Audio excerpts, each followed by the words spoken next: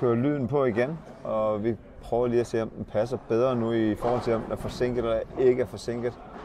Vi kan lige få Finsen med i studiet her, så kan vi da lave et lille interview her, Finsen, med dig, samtidig med, at vi ser Malte og Lillør i deres kamp. Det er i hvert fald en vild oplevelse. Ja, var det ikke det? Og jeg kigger på mit ur, da vi bryder tilbage i tredje sæt, der har jeg puls 116. Ja. Det var en super fed oplevelse. Ja. God respons her i sæt 2. En spiller, som på et eller andet tidspunkt går ind i top 50 i verden, tror jeg, hvis han investerer det, der skal til. Men det bliver fedt. Han har fede hænder, så er han bare ikke så hurtig på benene, som han har været. Han bliver også 40 år næste år, så det er okay. Tusind tak. Tak.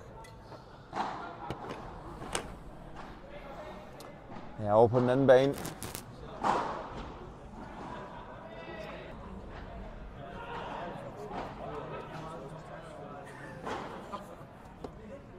Kom de op i en anden ende. Op til Lillør og Malte. Ja, og ser vi altså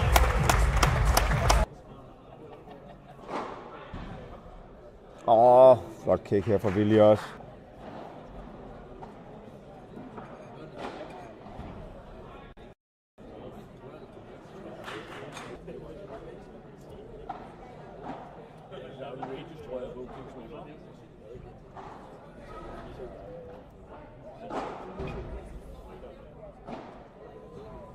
Og den holder sig inde.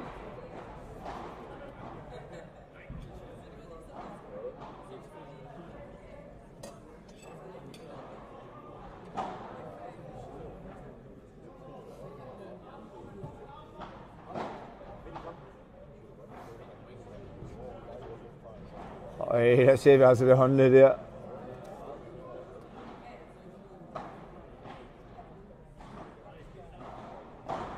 Wow! En af de bedre paddeloplevelser, jeg har haft. Ja, det var det virkelig. Også det der med, at man tabte første sæt og kommer tilbage. Ja. Altså, det var... Nej. Øj, var det flot noget. Men så har vi altså... Jeg fik lige at vide, at han bliver 40 snart. 40 år gammel. Men skal de kunne vinde den her. Det kan de også. Willy overpasserer den. Vi tager et rent brud til danskerne. Momentumskift.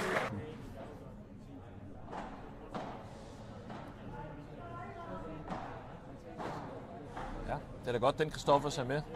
Man kunne se, Christoffer Jürgensen var ude og se en anden paddelklubber bagefter ude og se fodbold. Hvis der er FIB-turnering i Danmark.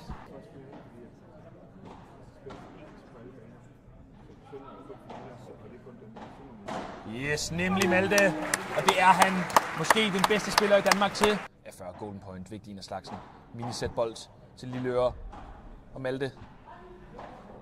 Og et godt hold i spil. Lillør endnu en gang helt extended. Kom Malte, kom med den. Bye bye. Goodbye. Kroppen af Malte Nielsen. Det er altså ikke det, han kan, Willy. Det kan han til gengæld ellers, det der.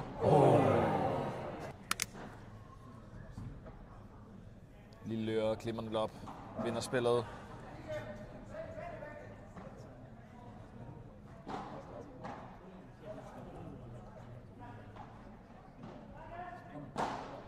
Ja, tak. Det er dejligt, Emil Lillør.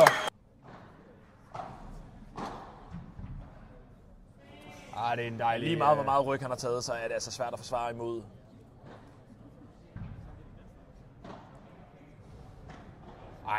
Sikke et rulle.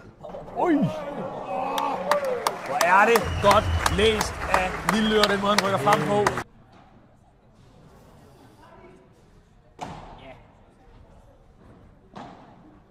Nej. Det er kaospaddel. Det er lige som det skal være. En Sjøvald og Willy Starryt. Nemlig Malte ind og forsvare der. Yes. Kom. Yes! Og sådan gør man det. 1-0. Et sæt til Danmark. Det er dels upopulær holdning, men jeg synes, det er en rigtig god pointe faktisk. glimrende DJ. Spiller virkelig op til dans og fest.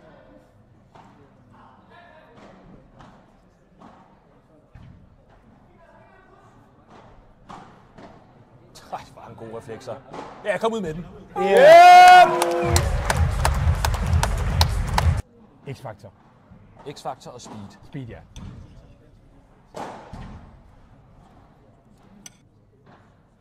Lige nu virker det ikke sådan. Kampen er ikke over endnu. Den skal blokkes. Bliver den også. Skengel godt gået frem af Willis Ryt. Ej, hvor er det godt holdt i spil. Den har han, den her Malte. Nej.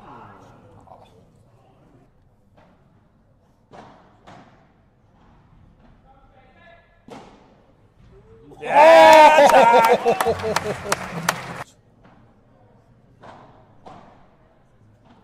Kom med den, Malte. Goodbye. Og det er det, som jeg elsker ved Malte. Sjøvald.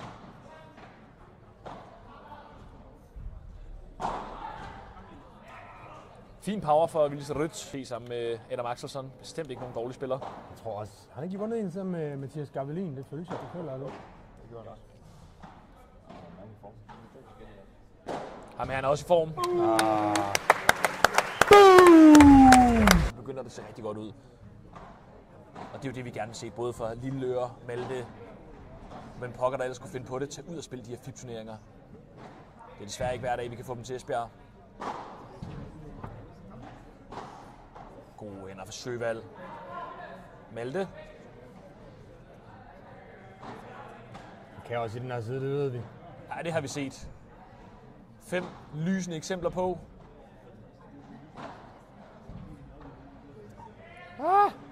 Selvfølgelig. Ja, der kommer den golden wrist. Men jeg har da allerede drukket 2.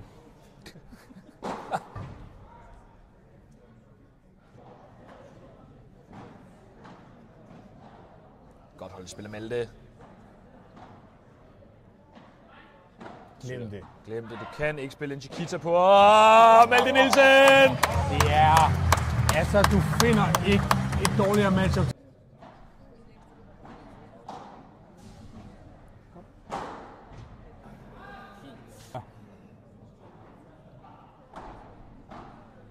Bulldog. Det er til gengæld gode hænder for Willis Ryt. Fremragende spillet. Svenskeren. God sekvens fra Marks og Willy. Nu skal de passe på ikke at lukke dem ind i kampen. God flugtning for Lilleøre. Det er noget gode. Wow, er det flot. Og så har en mand, der kan afgøre det hver gang. Yes! Sikke en sekvens!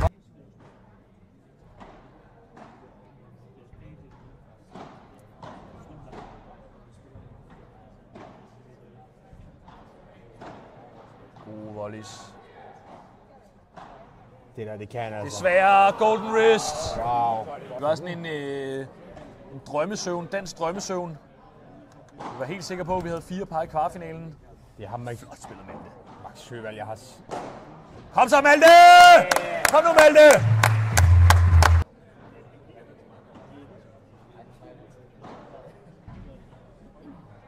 Dejligt op for Lilleøre.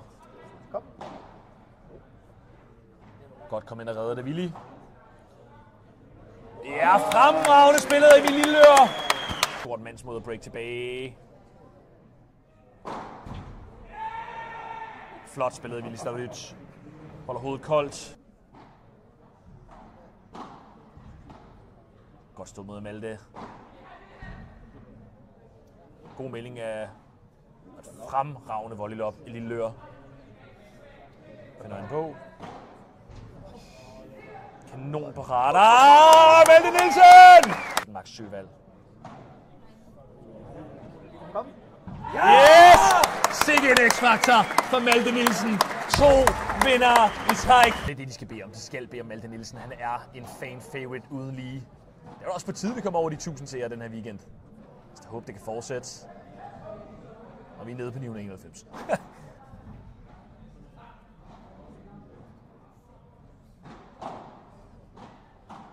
Godt læst. Kom ind. Yes! The human highlight reel.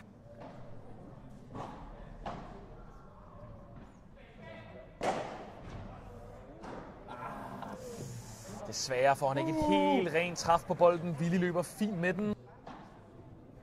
Nogle gode server afsted. Hold da op, han får meget spænd i. Til gengæld Lille Øre.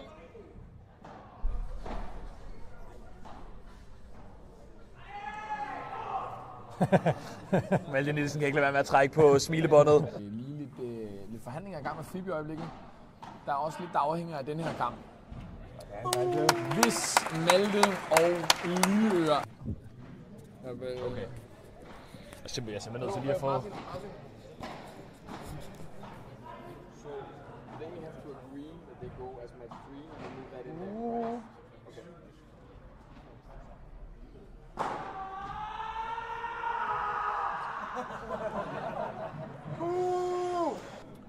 Jamen altså, det er to.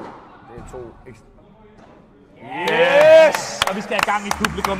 Vi skal til Aarhus og Aalborg. Men det vil han heller ikke. Malte Nielsen viser X-faktor. Sikke en forhåndsvolley for Emil Lilleøre. Ruller næsten ud af bagklassen. Den får det her professionelle bounce, som Premier Padel-spillerne også har, hvor den hopper nedad. Yes! Nemlig! Jeg synes virkelig, at den her rød-hvide arena, den har været med til at bære de danske spillere frem, og vi har bedt om meget for fansene, vi har fået meget, men vi skal bede om lidt mere endnu. Yes!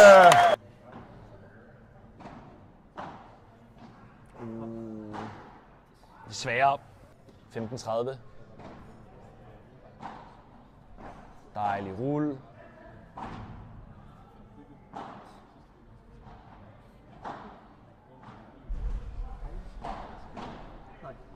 Han redder den max, var det heldigt. Den er langt ude. Den der.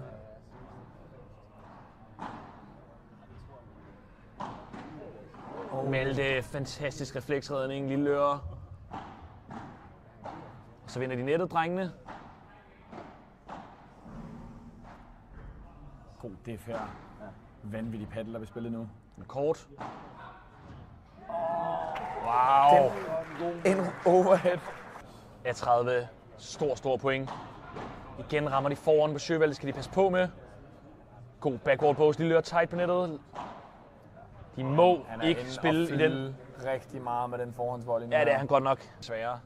0-15. Vi har et break her. Vil nok knække filmen.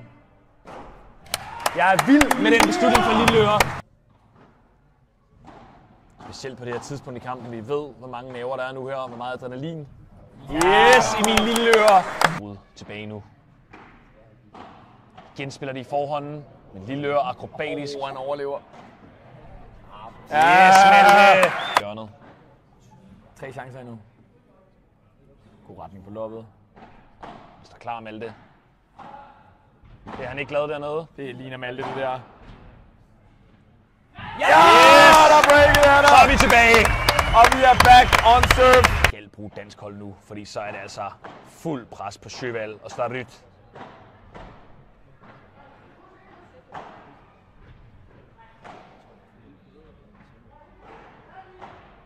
Det skal han passe på med. Heldigvis står de klar. Fantastisk reddet af Lille Øre. Vilde reaktioner.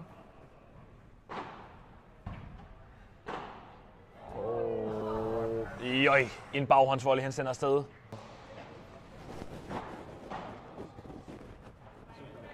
Kom med den, Malte. Og den her gang er der ikke nogen slinger i valsen. Og hvis I kan lide produktionen, Kim Poulsen har sat igennem på hele weekenden, så skriv gerne i chatten. Hvor er det godt bygget op af Lille Øre. De temposkifter, han spiller her. The mix. Ja, det kan vi helt sikkert. Godt nok vildt. Nu skal arbejdet gøres færdigt. Nej, hvor er han vild. 4 uger i Spanien der. Det er, og det er hårdt. Altså, man skal være mentalt klar på. Sjøvald holder sig inde. Malte Nielsen.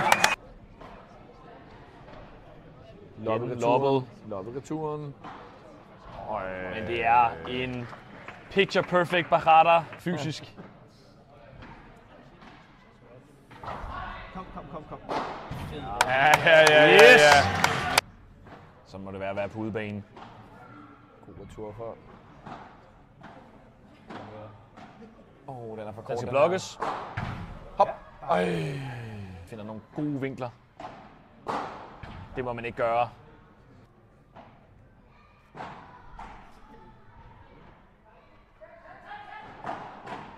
Sikke nogle hænder. Han får meldingen tæt. Går efter fart. Det er en fuldstændig Sindssygt fået over Emil. redning af Emil Lillør her.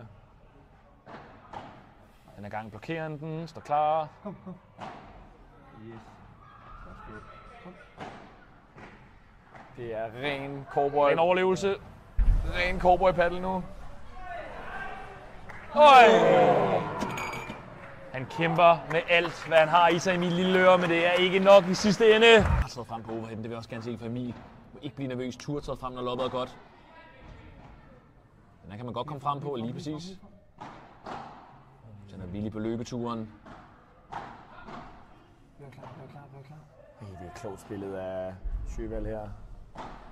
Og der sidder vores skaffer Emil. Den er kort. Kom, den har han.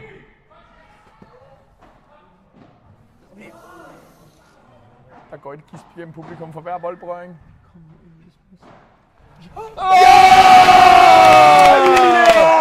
Han laver en Niskayo. Han tager frem. Kigger væk. No headphones allowed. Nej, tinnitus. Kan ikke skjule.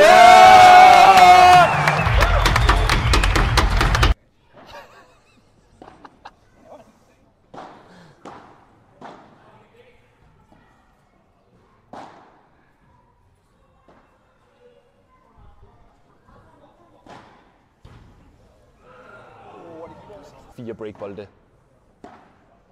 3 forsøg mere. Dejligt tørt frem.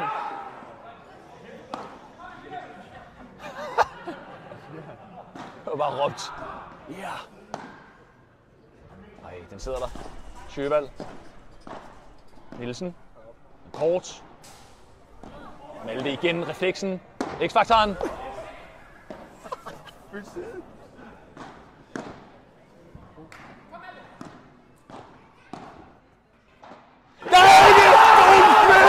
Danmark med X-faktor, som Malte Nielsen havde i besiddelse af. Der er ikke nogen, der kan det, den man kan.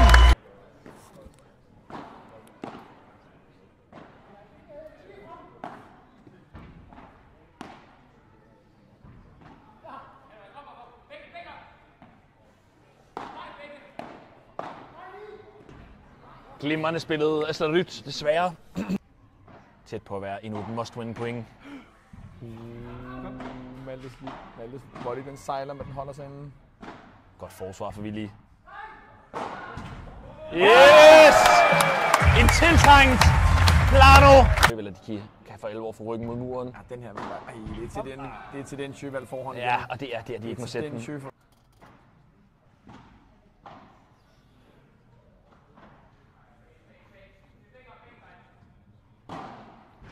Til en kanonkugle! Malte Nielsen sender.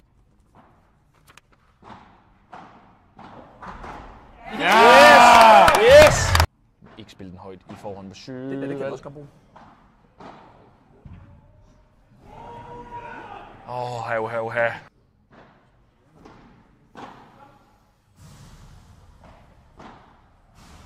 Og det er desværre symbolset en forhånd for Sjøvald, der afgør det. Flot comeback fra Slaryt og Sjøvald, der overvinder både en Malte Nielsen og Lillør i hopla, og samtidig også et dansk publikum.